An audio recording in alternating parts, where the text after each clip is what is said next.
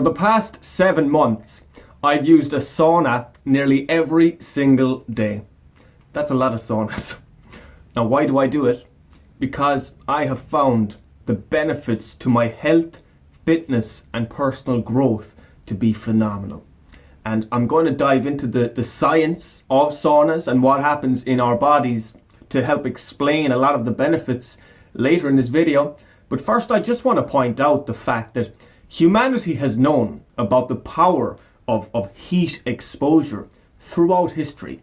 If you look all around the world, you can see different examples of people in different cultures using their own version of heat therapy. Finland, the sauna has been very popular for centuries. I think the ancient Greeks used hot springs. Then you had the Romans who used the thermae. Then the people in Ireland built sweat houses out of rocks, and they used turf to heat them. Then you had the Tamascal in Mesoamerica, a part of America. Then you have the banya in Russia, the jjimjilbang in Korea, the hammam in Turkey, and I'll wrap it up with the sento in Japan. These are all examples of like public bathhouses with hot baths and hot rooms, all for people to derive the benefits from exposure to heat. So yeah, the point I'm making is that humanity has known about the power of what I call heat therapy for a long time. And like I said, science is now elucidating what exactly is taking place in our bodies to make heat therapy so beneficial. So without further ado, let's dive into the benefits. I'm going to divide these into realms, and the first one I'm calling psychological well-being. In other words, our mental and emotional health. Why is sauna usage potentially very powerful for psychological well-being? Well, first of all, there's the relaxation effect. That's the main reason most people use the sauna, is because it's so relaxing. I've noticed in myself and other people, the heat just seems to like melt the stress and the tension out of us. And I just notice all the time that people are more relaxed and just more kind of open-minded and social, which ties in with another reason for why I think regular sauna usage can promote psychological well-being, which is socializing and community. It's a great place to connect with people. Some of the best conversations I've had this year have been in the sauna. I've been meeting locals from my area. I've been meeting tourists who come to my part of the country and use the facility where I go for my sauna. I've been meeting people from around Ireland, all inside the sauna. So great place for connecting with people. That's very beneficial for our mental health and our physical health, and hundreds of studies support that. So yeah, psychological well-being from relaxation and connecting with other people. Then you've got the fact that sauna usage is associated with an increase in endorphins. They're the body's natural painkillers. You could call it like our internal morphine. So yeah, heat therapy increases endorphins, which makes us feel really good and can even lead to feelings of euphoria. Kind of like the runner's high. You ever hear about the runner's high when people who run a lot, they get this kind of sense of euphoria? That's from endorphins as well. Saunas can produce that. Another one, well, this just supports everything I've been saying. Some research suggests that heat therapy can alleviate symptoms of depression and improve people's mental well-being. Now, the researchers hypothesize that the reason for that is it may very well lead to an increase in serotonin, which is very good for our mental health, and as well the endorphins that I talked about, and possibly the interaction with other people. And I have to say as well, this is my theory, I think the heat of the sauna, or the heat of any kind of heat exposure, increases our levels of mindfulness, especially our body awareness, and it kind of takes us out of the thinking mind, the rumination involved in depression. I think the heat of the sauna forces a person out of that and into the physical senses. So like I said, I think it increases mindfulness, and I think that contributes to the alleviating depression as well. So I could go on about psychological well-being, but I need to move through these fairly swiftly because we've got a lot to cover. The next realm is actually very much interconnected with psychological well-being. What I'm talking about now is personal growth. Like I mentioned at the start, for me, the past 7 months, going for a daily sauna, the main reason I've been doing it is for personal growth. Before I share my experience with you, I just want to read this quote from a man named ELMER who for decades has been one of the world's leading researchers in brainwave activity. And the reason I'm quoting ELMER is because I believe heat therapy helps me and probably other people to enter into certain states of consciousness, certain states of brainwave activity. And that's why I'm mentioning this quote. Listen to what ELMER said. This comes from a book called Searching for Wisdom in America that was written by Tony Schwartz and published in the late 90s. Tony Schwartz interviewed lots of wise people and ELMER was one of them. And ELMER said this: if you want to truly grow, the only way you're going to do that is through the deeper state of theta. That's where you can interrogate the unconscious and even gain the ability to reprogram it. What I love most about that quote is interrogate the unconscious. That is exactly what I do as a result of the heat of the sauna. Once I come out of the sauna, I go over and lie down or sit down and I enter into a very relaxed state, and I notice that my internal awareness of the condition of my body is increased dramatically. That's called interoception, our capacity to feel into our own bodies. Interoception, that's associated with theta brainwave activity.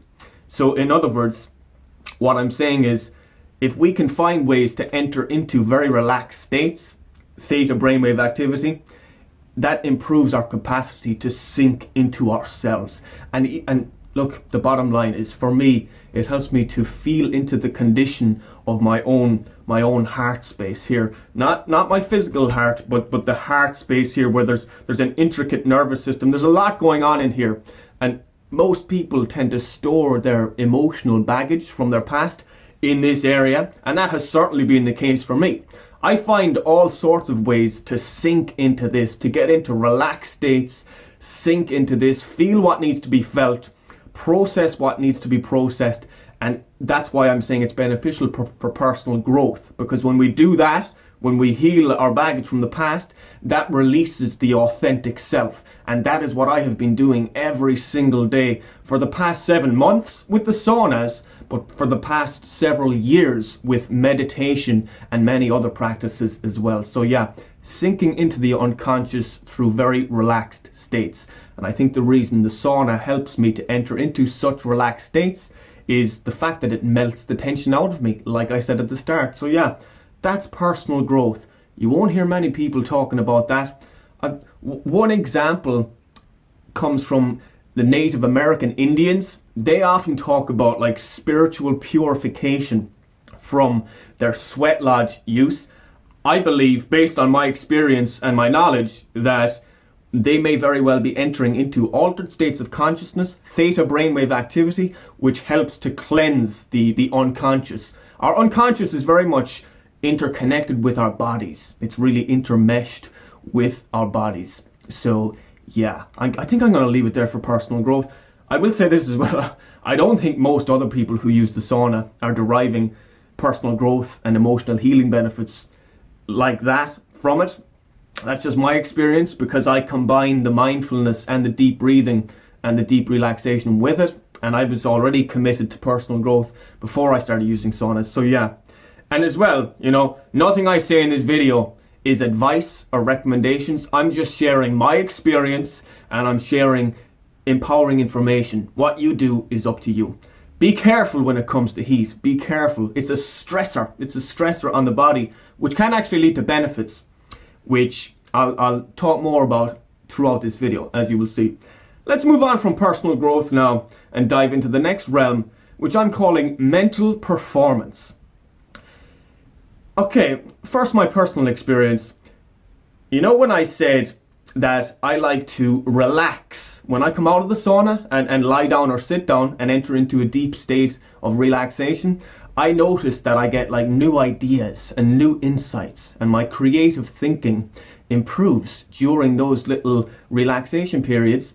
Now, why is that? I believe it's because of the theta brainwave activity and perhaps alpha brainwave activity. Both of those states are associated with increased creativity and increased innovative thinking. So that's why I'm saying it can improve mental performance. I get a lot of my best ideas during those relaxed times when I'm in those altered states, those very relaxed states.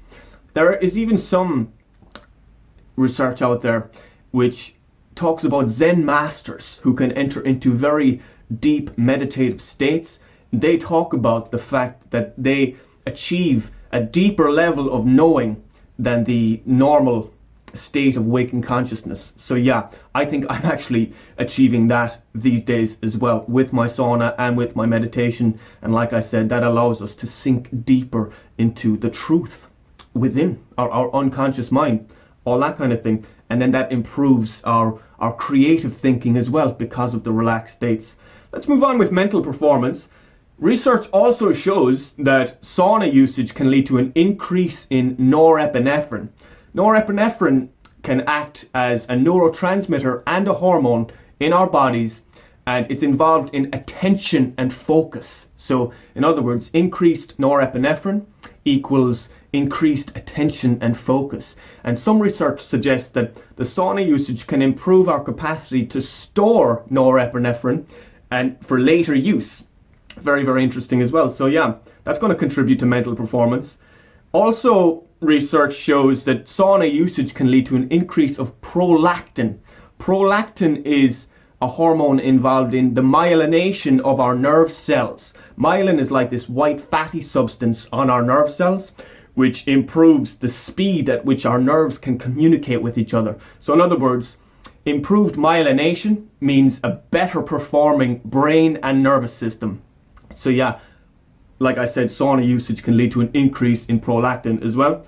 And you've got BDNF, brain-derived neurotrophic factor. That's a protein in our brains and muscles, but in our brains it's involved in neuroplasticity, our brain's ability to change, and neurogenesis, our brain's ability to develop new neurons.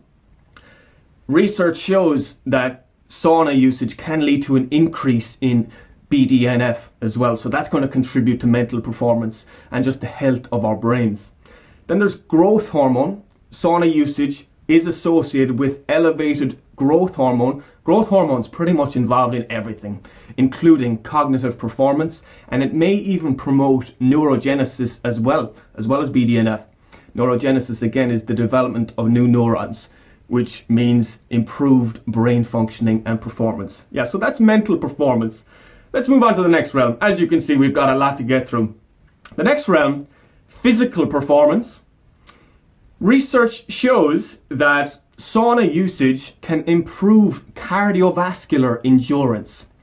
Cardiovascular endurance refers to the ability of our heart and lungs to pump oxygen-rich blood to our muscles, and for our muscles to use the nutrients from that blood to fuel our movement. That's cardiovascular fitness, and sauna usage is associated with improvements in that for various reasons, for lots of physiological changes, due to lots of changes that take place in the body that contribute to cardiovascular fitness. I'll talk more about them later in this video when we dive more into the health benefits. For now, I want to move on to the next physical performance benefit, increased muscular strength and power. One study found an improvement in muscular strength and power in healthy young men as a result of sauna usage. Next one, improved mobility. One study showed that I think like 50% of participants experienced improvements in their mobility. Again, that's likely due to increased blood flow, and I think just the fact that the heat is beneficial for the flexibility of our muscles and our ligaments and our tendons, or the pliability of them as well. The next physical performance benefit, muscular pain relief.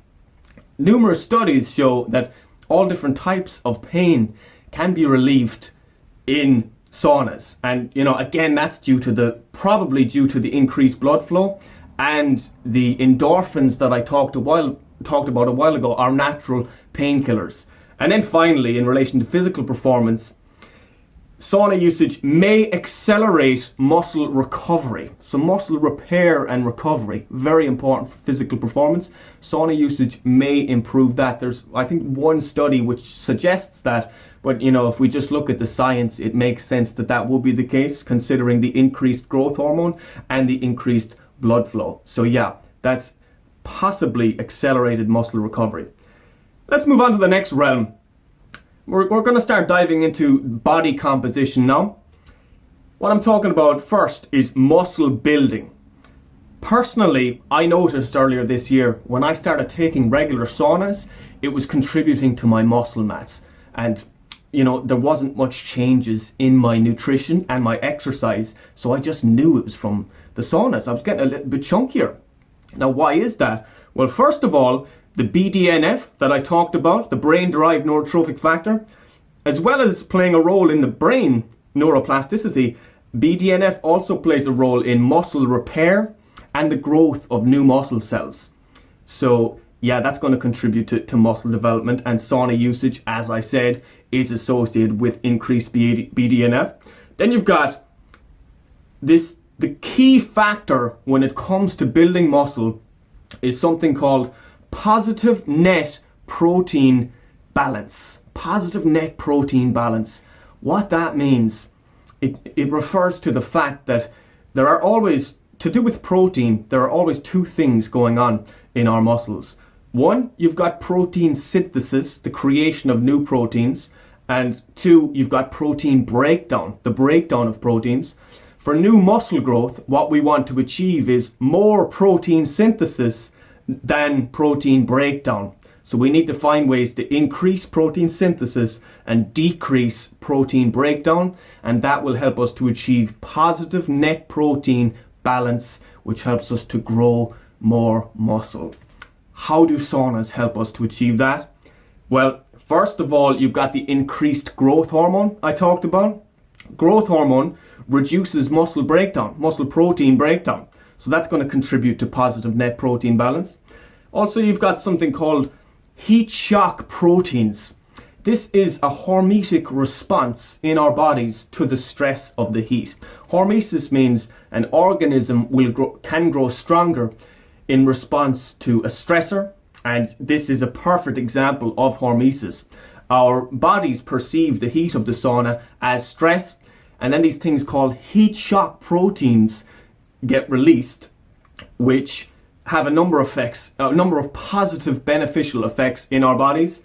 And in relation to muscle building, they may reduce muscle protein breakdown because they reduce oxidative stress. So they're going to reduce muscle protein breakdown, this one. And then they also help maintain the structure and function of our existing proteins.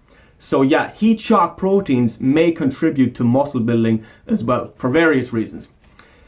Another factor to consider when it comes to muscle growth and sauna usage is it may increase insulin sensitivity. Now, this is based on animal studies, but it's very likely that this applies to humans as well. If it is the case, the reason insulin sensitivity contributes to muscle building is because insulin shuttles amino acids into our muscle cells, so that's going to contribute to protein synthesis. And insulin also helps to reduce protein breakdown because it has an effect on something called proteasome. That's a complex in our muscle cells involved in breaking down proteins. So yeah, the bottom line is we want to be insulin sensitive. That helps us to build muscle, and the sauna usage may lead to increased insulin sensitivity. That's not confirmed, but it's very likely based on the evidence. Okay, now let's move on to another aspect of body composition, fat loss. I often hear people in the saunas asking the question, does this help me to lose weight? Many people think that, the sweating is going to cause weight loss. I'm sure many of you watching this know that that's not the case. The sweating doesn't contribute to fat loss, not that I know of anyway. That will just be water weight loss. However, I believe the sauna usage, if it's done on a regular basis, can contribute to fat loss. And my rationale for that is based on these two factors. First of all, the increased growth hormone that I mentioned. Growth hormone helps facilitate fat burning. And like I said, sauna usage leads to a potent increase in growth hormone, so that's going to contribute to fat loss. Then you've got the increased insulin sensitivity. Being very insulin sensitive is good for fat burning as well, because it means our pancreas doesn't have to send out much insulin for the insulin to do its job, which means that our blood insulin levels tend to be low if we're insulin sensitive, and that's good for fat burning, because if insulin levels are high in the blood, that can kind of reduce our capacity to access our fat stores. So yeah, low insulin levels helps with fat burning as well, is the main point I want to make there. So now let's move on to the final realm of benefits when it comes to sauna usage: health. There was a very interesting study that came out of Finland, I believe it was last year, 2015, in which the researchers followed, I think, over 2,300 men for 20 years, and they observed how regularly the different men used the sauna. And the conclusion the researchers came to was that the most regular users were the least likely to get heart disease or to die from anything. So in other words, the men who used the sauna the most seemed to benefit the most in terms of longevity and heart health. Now, that's correlation. That's the strong correlation. That doesn't necessarily mean that regularly using the sauna was the cause of their benefits, but it's likely. But still, we need to understand the difference between correlation and causation. And that's an example of correlation. I wouldn't be surprised if the sauna usage is a large part of the explanation as to why they experience so much health benefits, based on everything I've said so far and based on what I'm now going to go through with you as well. Okay, here are some possible explanations as to the health and longevity experienced by people from using the sauna. First of all, reduced oxidative stress.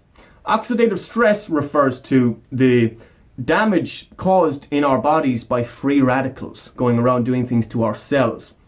Now, what sauna usage is associated with is an increase in enzymes that protect us from oxidative stress. Glutathione, the master antioxidant, that has been shown to increase from sauna usage. Then you've got superoxide dismutase, long one there for you. Then you've got catalase is another one. So those enzymes have been shown to increase as a result of sauna usage. Also the hormesis that I talked about. Hormesis, the fact the organism can grow stronger in response to a stressor. The heat shock proteins, they were an example of hormesis. They reduce oxidative stress as well, which I believe I mentioned. And like I said as well, they help with the maintenance of our existing protein. They like repair damaged proteins or folded proteins. So yeah, the hormesis, that hormetic response of the heat shock proteins, that may very well explain the health and longevity as well. Also, there are the different systems in our bodies that the sauna may very well help to strengthen and train. First of all, you've got the cardiovascular system, the circulatory system. Remember earlier in this video I talked about the cardiorespiratory endurance benefits. Now I'm going to kind of explain more deeply into what's actually going on there. I think using a sauna helps me to have a fit and healthy circulatory system. Why do I think that? Well, I think going into the sauna, because my heart rate gets elevated, that's training my heart muscles. So it's helping me to have fit heart muscles. Like an aerobic workout. Definitely not as good for our hearts and cardiovascular health as physical exercise, but I do think it trains the heart muscles. Absolutely it does. Then you've also got the fact that it trains the blood vessels. Our blood vessels tend to dilate when we go into the sauna because of the heat, so they will dilate, and then they tend to constrict when we come out of the sauna because of the cold. So we're literally like training our blood vessels going into and out of the sauna. And that's so we're training the walls of the blood vessels. And some animal research suggests that blood vessel diameter may increase as a result of heat exposure. And I wouldn't be surprised considering what I just talked about in terms of training the blood vessels. And also, I think I mentioned this earlier, increased blood plasma volume. No, I don't think I did actually. Increased blood plasma volume has been found in people who are exposed to heat therapy regularly. That means that more blood. That means more blood in the system. And that's associated as well with increased cardiac output. The heart pumps more blood around the body, which makes sense because we have more blood. And that kind of ties in with the blood vessel diameter as well. It makes sense that our blood vessel diameter would increase if we've got more blood and the heart is pumping more blood. So look, as we can see, very healthy for the circulatory system and the blood health. And it has even been shown to increase red blood cell count. Red blood cells are the cells in our blood that deliver oxygen to our tissues around the body. So yeah, that's more blood health benefits. Also, decreased blood pressure has been shown from sauna usage. And the final one I'll say in relation to the circulatory health is improved blood lipid profile. Research shows that sauna usage may decrease LDL and increase HDL, and I believe decrease triglycerides as well. So yeah, that just means improved blood lipid profiles. So as we can see, potentially very powerful for the vascular system, the circulatory system. Different names. That's the case with a lot of systems in the body. Actually, you can have different names for the same system, which is the case for the next one as well.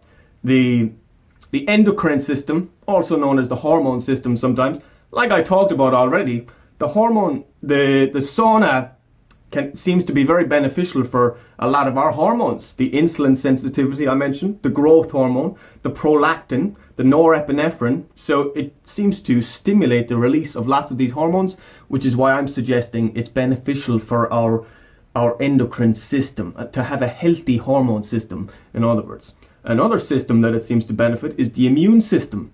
Research shows increased white blood cells in athletes who use a sauna. So yeah, stronger immune system. What else? The respiratory system, our breathing system. Research shows improved lung function from sauna usage. And as well, you've just got the anecdotal evidence. There are many people who say that heat exposure, heat therapy, is beneficial for their breathing. I met a woman just last week who told me that time in the sauna pretty much eliminates her symptoms of asthma. So yeah, that's improved respiratory system. And you've got physical detoxification. There's a big question mark over this as to whether sauna usage does allow us to detoxify toxins from our bodies. Now, here's my take on it, because there are some people out there who say it's not true, it's a myth. Then you've got others who say it is true, you can. Okay, I found research that suggests that the sweat can contain toxins such as BPA, bisphenol A, and several heavy metals like arsenic, lead, cadmium, and mercury. There is research which shows that sweat can contain all of those, so it's very likely that sweat is a way to detoxify. So I'm saying right now that based on that evidence and just based on the health benefits that I derive from it, I believe that physical detoxification is one of the reasons for the major health benefits from sauna usage. Also, healthy skin. When I get home from a sauna, my skin is like glowing, and I've noticed an improvement in my skin health over the past 7 months as well. How do I explain that? I think first of all, the increased blood circulation. When we're in the sauna, our bodies are trying to cool themselves down. It's called thermoregulatory control. And what happens is the body pumps blood to the skin, trying to get the heat out of the system. I think that indirectly benefits the skin. because the skin is being supplied with nutrient-rich blood, oxygen-rich blood. I think that helps to explain the benefits that a lot of people, and myself included, experience when it comes to the skin from sauna usage. Also, experts suggest that it helps us to clean the skin from the inside out. Like the pores open up and the sweat that comes out takes like dirt that's stuck in our skin with it. I believe that as well. And one other thing I'll say about skin health, sweat has been shown to contain something called dermacidin. Dermacidin is a natural antibiotic which may benefit our skin health as well. Who knows what else is in sweat? I've learned over the years that sweating on a regular basis is just good for my skin health. Those are some possible explanations. There may be more as well. We can't explain everything. We can do our best, but ultimately we can't label and explain everything. Let's move on to the next. There's only a few left. I think the mental health and the mental performance benefits that I spoke about earlier, they will contribute to physical health as well. If you've got improved thinking, you're going to be a smarter version of yourself, and you'll make wiser decisions, and you'll have better health and better quality of life as a result of that, I believe. Finally, one more thing actually I'll say about the mental benefits which may carry over to physical health. Sometimes for me, being in the sauna is uncomfortable, and part of me wants to leave the room, but I stay in there. And it takes a level of mental endurance to sit there and really, really take the discomfort, feel into the discomfort. And the same goes when I'm outside it and feeling into my own wounded heart. That takes mental endurance as well. And I believe that that's a kind of mental training that carries over into other aspects of my life and makes me more stress tolerant or stress hardy or just more resilient to all different types of stresses, which is going to contribute to my physical health, well-being and longevity as well. Finally, better quality of sleep. Research shows that sauna usage is associated with better reports anyway of quality of sleep. Now, I'm not going to go into all of the benefits of sleep right now. Perhaps I'll address that subject in another video. But for now, let's just acknowledge the fact that good quality of sleep contributes to being a strong, healthy person. That is it for the benefits. I know I've covered a lot of information. I hope I've done the subject justice. I could go on, but I want to keep this within a watchable time frame. So yeah, I'm going to leave it there for the benefits. Now I think it's time to bring this to a conclusion. To conclude, I think it's important to address some questions. Some of you might be wondering, how often do people go? Or how long do you stay in there? Or what type of sauna? That kind of thing. So, again, I'm not here to prescribe anything for anyone. Like I said earlier, I'm not making guidelines or recommendations. But what I will say is if we look at the large Finland study, the men who used the sauna 4 to 7 times a week seemed to confer the most benefits. So that's worth noting. And as I already said, I use it pretty much every single day, 6 or 7 times a week. Now, in terms of duration, how much, what length of time, the average length of time per sauna session in the Finland study was 14 minutes. That's very similar to mine. I aim for at least 15 minutes solid in the sauna per day. Sometimes after the 15 minutes, and after my 10-15 minute cool down, during which I enter into the deep relaxed healing state, sometimes I'll go in for a few more short bouts if I have the time. But yeah, at least 15 minutes a day from me, and it seems very similar to the Finland study as well. I think you can build up to more as well as you kind of adapt to it over time. I've certainly built up. I wasn't able to stay in for 15 minutes at the start. I think like 5 or 6 minutes I was able to stay in for back in, was it March, I think, early March when I first started going. Yeah. So, and when I did first start going, my God, the impact, I was like staggering out of there. It was so impactful for me. And I think that's because I'm such a mindful person, and I tend to have a high degree of interoception anyway. So my mindfulness meditation combined with practices like this have a synergistic effect. That has to be mentioned as well. In relation to type, there are different types of saunas. You know, you've got a dry sauna, then you've got a humid sauna. Many places don't actually have the humid sauna. Most of the research does involve dry saunas. Some research involves these things called infrared saunas. And then, like I said, you've got the humid sauna as well.